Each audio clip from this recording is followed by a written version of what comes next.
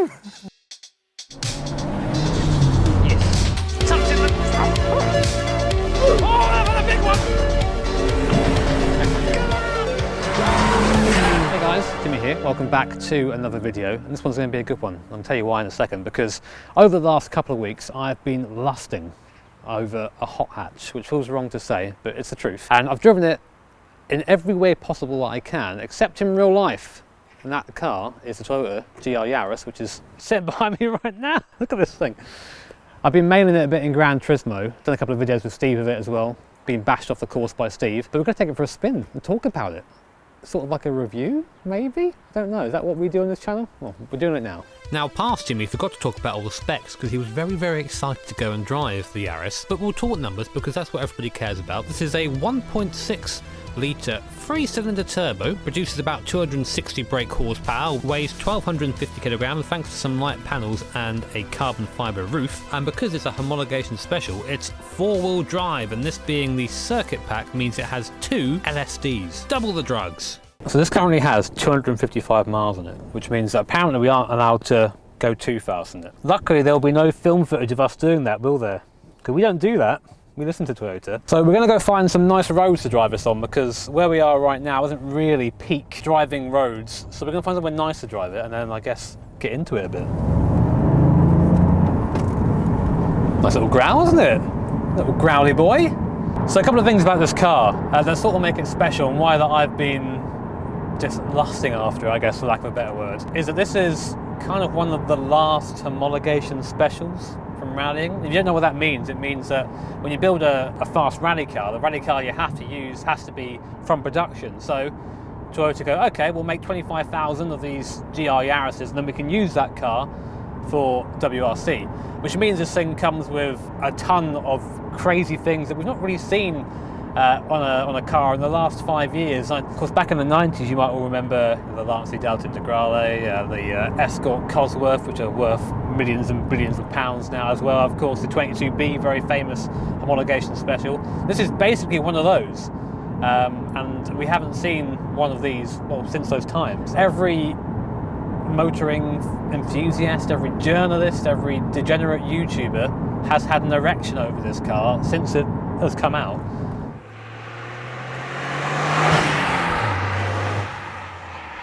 So I've been driving the car now for about half an hour or so. It's nice and warm, which is actually good because my hands are freezing. We're up here at Beachy Head because in case things go wrong, I can always just chuck myself over the edge. I feel like the first impressions I've got of this so far is that I have not really unlocked the thing that makes it special yet. We've just been driving on normal roads, normal speeds as always, and we'll continue to do that because we're good Christian motorists. But there are some nice twisties here at Beachy Head, so we're going to give it a proper run through, see how it feels. So one thing I think everyone can agree on so far is it looks fucking amazing. It looks awesome. I love this. I love how aggressive it is. I've always been one of those McDonald's car park spec guys. I love seeing something that looks obnoxiously aggressive, and that's what this is. I mean, you really get that, you know, the feeling of the DNA of the rally car is there. All you've got to do is bolt wing with it, a bit more power, and you can see yourself just chucking it through some Welsh forests, just in the background.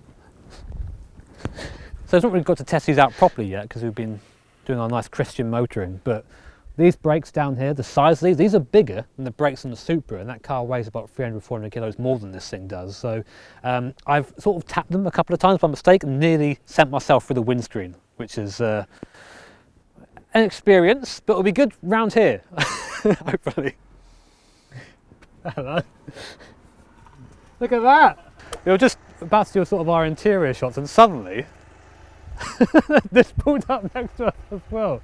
Sorry mate, we didn't catch your name. We'll see your name was Ben. So Ben's just pulled up in the white version. So you can now decide for yourself which one you prefer, white or red. And you can see because it's got the roof as well. This is the track pack or the circuit pack as well. So I guess we should talk about interior a little bit. Though to be honest, again, I've not been one that really cares about interior in cars as long as they feel good. I mean, I own a Skyline for crying out loud, and the interior in that is terrible. But there are little subtle cues that you're in something a little bit special here, of course. Down on the centre dash here, we've got a nice little GR sticker saying it's been developed by the World Rally Team as well. On the steering wheel, the same emblem emblazed. And of course, the position here of the gear shifter, it's higher than it would usually be as well. So you get a bit more of an involved driving experience. The dash, however, may be a little bit simple from what you'd expect from a car that's £34,000. So I guess maybe there's a little bit of charm in just having two needles as opposed to a whole digital dash.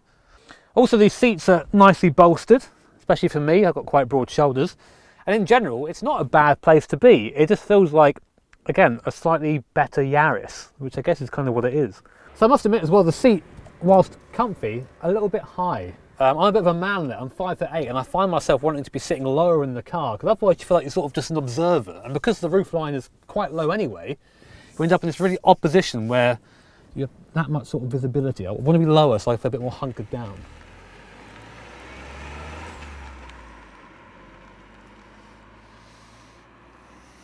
Right, finally time to go have some fun. Let's go. Oh, the boot's open. Well, that's very on brand. We go off to set off in a blaze of glory and we leave the boot open. That's very us. So finally, out in the car, out in the Yaris, to find out what this thing is made of. We've got some awesome roads here at Beachy Head. Hopefully we can find a little bit of space, of course. What we don't want is to get stuck behind some job's worth, which we are now. So let's get out of that.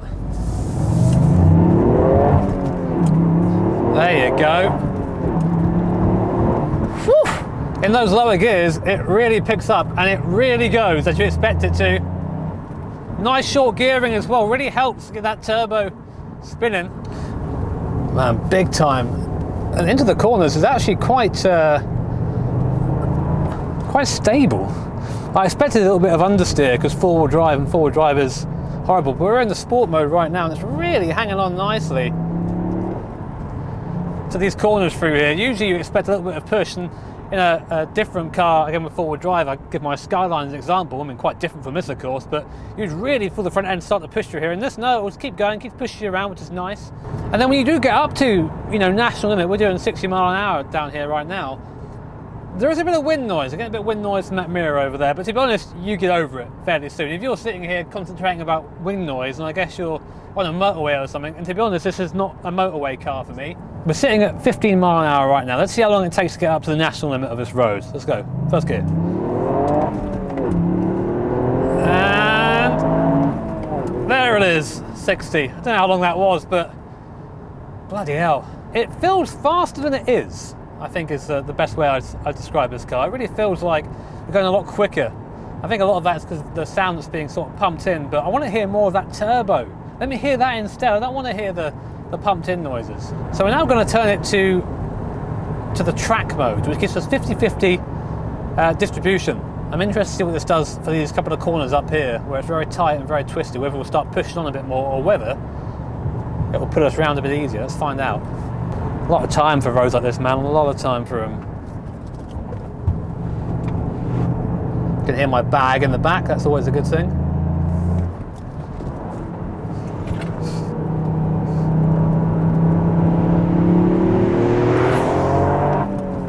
It's all right, this. It's all right. It does. Oh, it goes well. Especially when you hit the turbo, you can hear it. You can hear the turbo really start coming on once you get to a certain point. And also, I like doing heel and turn myself usually, but it's really nice having this little auto blip thing. Again, I think that newer cars have. I've not really had it in a manual before. I tend to do all my own ankle braking whenever I have a manual, but actually having it built in, just so all I've got to do is brake normally pretty much and clutch normally, is actually pretty handy. I can see myself getting a bit lazy though, which is a shame.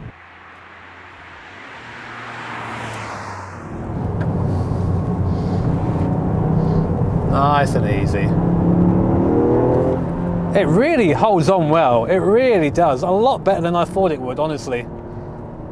I know I've driven four-wheel drive cars for a while, and this really feels like, you know, it has that ability to just grab on, to just pull you out the corner, but it's not the pull towards the barrier or towards the side of the road. It'll go where you stick it within reason. In fact, you might have noticed it was hanging on so well that our camera changed position.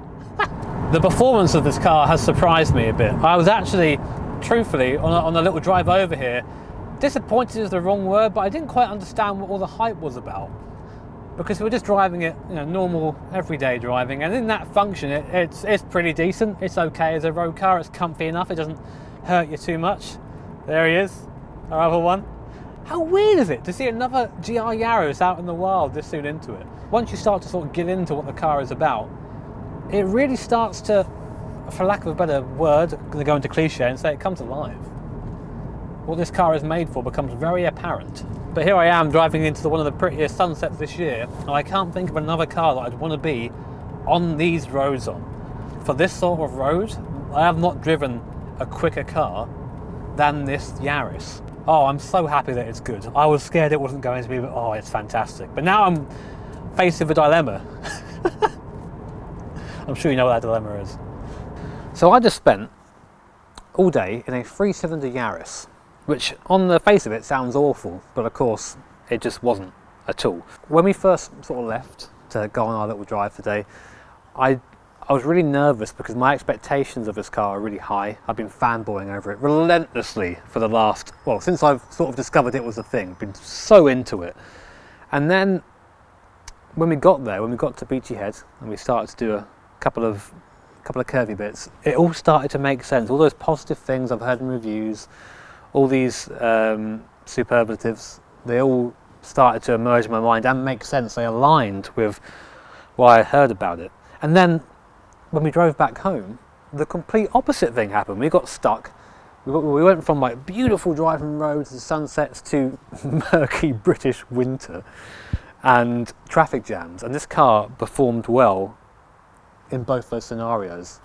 And I think that's why, for me, it's one of my favourite cars in the last 5 years, because yeah, it's not a crazy V12, it's not a V8, it won't do 200 miles an hour, but for real roads and real driving, this is probably the most fun you'll have. Probably. Will I buy one though? Just going to have to find out, aren't you? Like, comment, subscribe. See you next time.